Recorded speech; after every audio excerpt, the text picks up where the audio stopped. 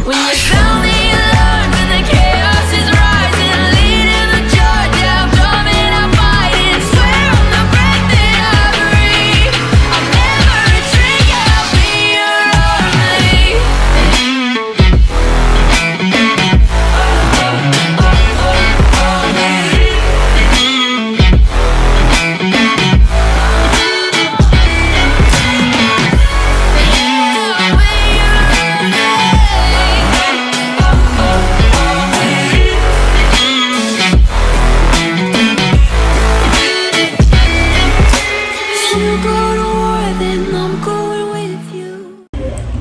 Halo Sobat SRC, ketemu lagi dengan saya Sony Tilasono dari SRC Lia Minimarket. Nah, di kesempatan kali ini saya mau melakukan audit. Jadi biasanya saya kan setiap seminggu sekali atau 2 minggu sekali saya akan keliling ke toko, karena toko saya kan sudah dikelola sepenuhnya oleh karyawan. Jadi ya saya harus melakukan pengecekannya dalam artian apakah semuanya sudah dijalankan dengan baik.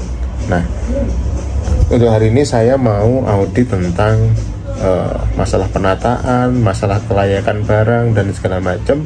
Jadi ini adalah beberapa hal yang perlu diaudit atau diperhatikan dan diberikan masukan kepada karyawan, atau jika tokonya dikelola sendiri itu harus diperhatikan lah beberapa hal seperti ini. Ya, kita mulai aja jalan-jalan ke tokonya.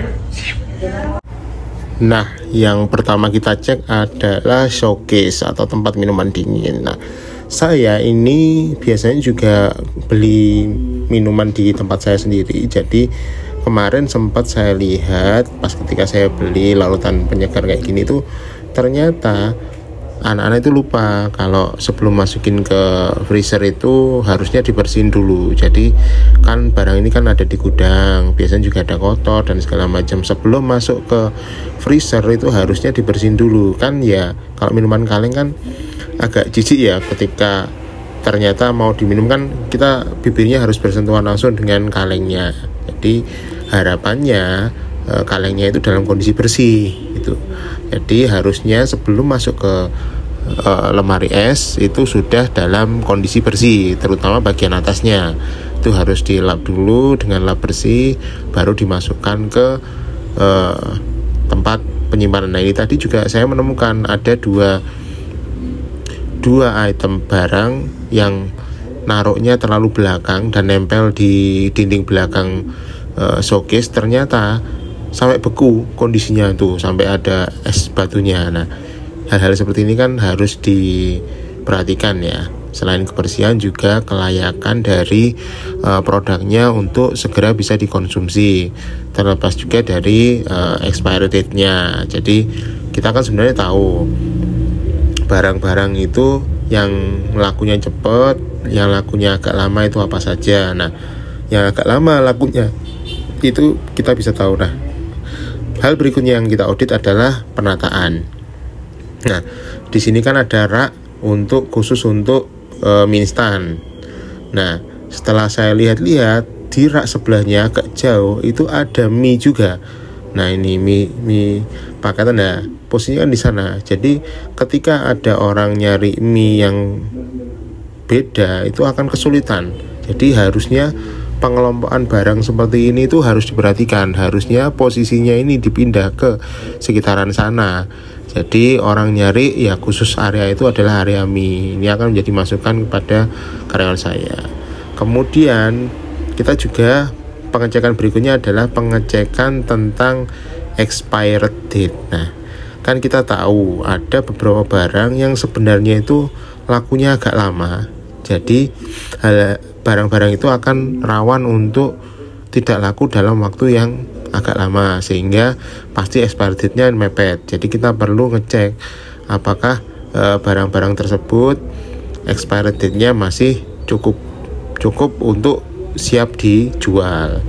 Nah, kita harus melakukan pengecekan seperti ini. Expiry date-nya masih beberapa waktu. Jadi kan kita bisa tahu ya, misalkan kayak gini, wafer nabati ada beberapa rasa.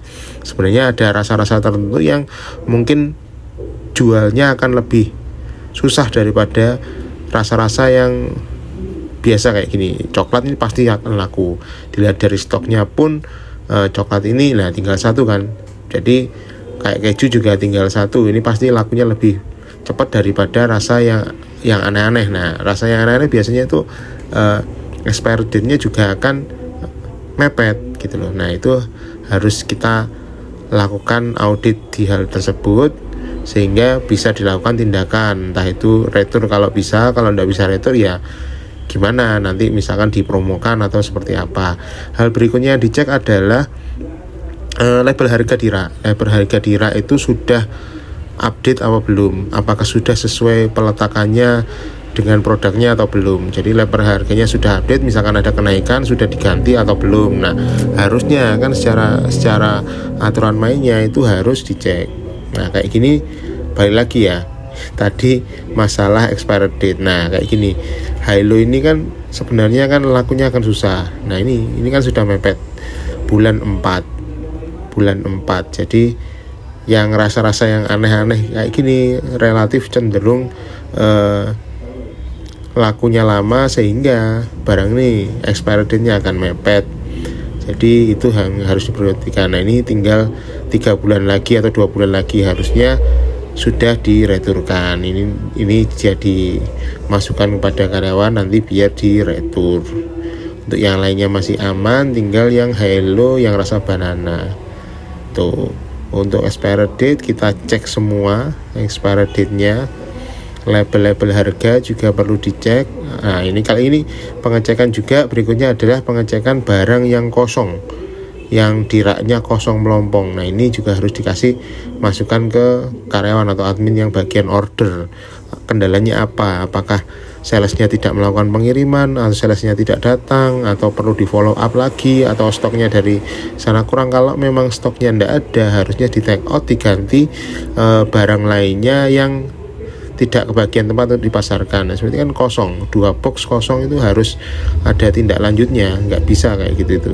Nah, kayak gini kosong ini karena apa? Karena belum dikeluarkan dari gudang atau memang stoknya kita kosong. Kalau stok kosong harus dilakukan apa? Itu harus segera cepat, kan jelek. Misalkan ada rak terus kelihatan kosong melompong gitu kan nggak oke ya. Sambil mengecek label-label harganya sudah bagus atau belum, sudah tempat sesuai dengan lokasinya apa belum. Hal ini harus dilakukan secara rutin biar nanti kita bisa memberikan masukan kepada karyawan kita apakah